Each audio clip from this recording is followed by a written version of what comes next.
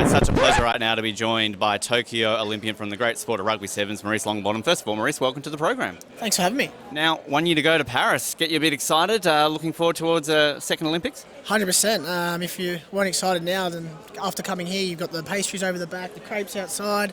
It's getting surreal now. How is your French?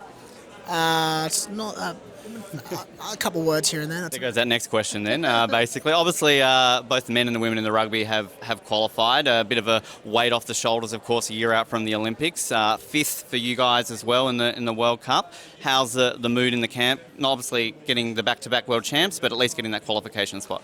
No, definitely massive weight off the shoulders, getting the automatic qualification. It's given us some time to unwind, forget about rugby for a bit, and spend some time with some family. A couple of boys have got some kids and really nice stuff like that that we can't do over the season. So it's a real good freshen up for us. We go back to training on Monday and we're going to hit the ground running for pre-season and go all the way through Paris. That World Rugby Sevens circuit is just growing and growing, and the Olympics is going to be, of course, the third time it's been back. How are you seeing that from the support out there for the team, not only in Australia but around the world for the sport? Oh, mate, the competition is ridiculously close at the moment. We only scraped in by 1 point, and like throughout the whole year, there was only 4 to 10 points splitting first to eight position. Like that's a lot. Yeah. So it just shows how much rugby is growing in different parts around the world. You've got France that are up there. You got Spain that beat Fiji. Like you just don't know. Anyone can beat anyone on their day, and the fan base, no doubt, will be out of control in Paris. I know that for a fact. Speaking of beating anyone on their day, what can we do to beat Fiji? It was great that they won their first gold in Rio. Fantastic. Second, it was nice, but we've got to stop Fiji now, right? Come on, it's the Aussies' turn. I agree. I think our biggest thing that we've struggled with when we play them is sticking to our game plan. We sort of get stuck into their game plan and we start offloading like we feel like we have to when we don't. And then we start playing a brand of footy that isn't us. So as long as we stick to our program and our system, we'll come out on top.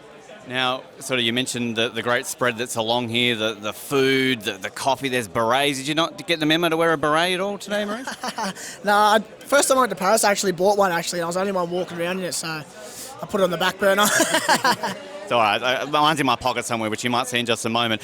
Just before I get to some fun little questions, of course, France is about to host the 15s World Cup in a couple of months. A very French-mad nation. Do you think that's going to give the French groundswell you're talking about a little bit before, so that they're going to come out and we're going to see the Stade de France packed with just bumper-to-bumper fans?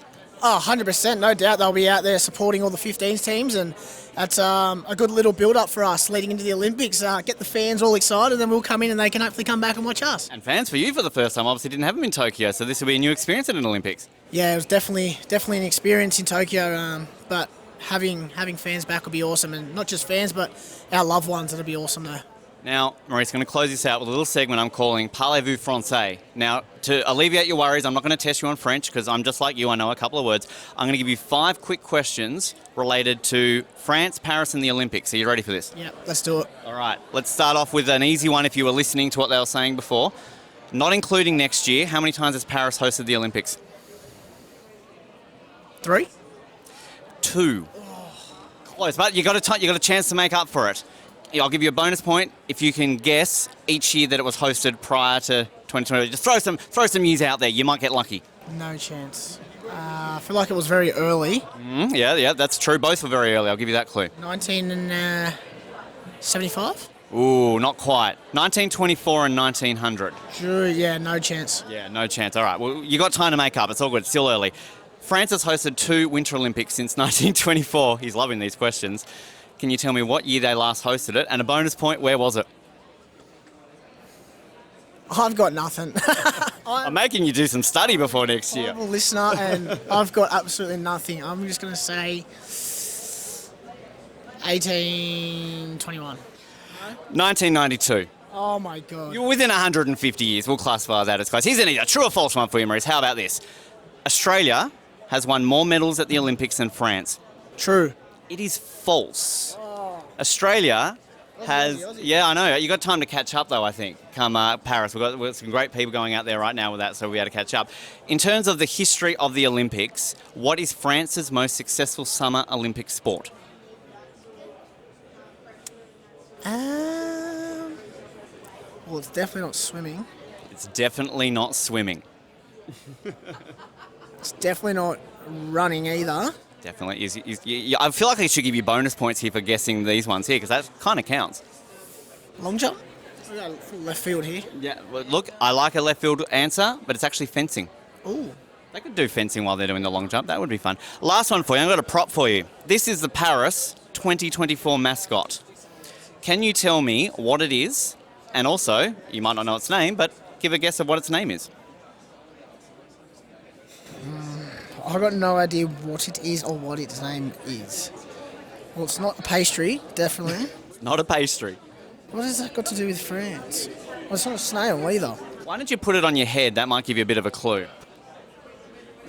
Is it a hat? It is. It's a beret. It's a Frisian cap. Oh, nice. Based on the French Revolution, they wore Frisian caps. Sort of, it's a symbol of pride and passion for France. It's actually called Frige. Oh, Frige. There you go. What's your take on Frige? Would you get one of these ones for the family, some nieces, nephews? Give it to the nephew. I got a niece and a nephew actually due in September, so There you go. Perfect. shout out. Frige. I love it. Maurice, thank you so much for joining us on Off the Podium, mate, and best of luck in the lead up to Paris next year. Cheers, thank you.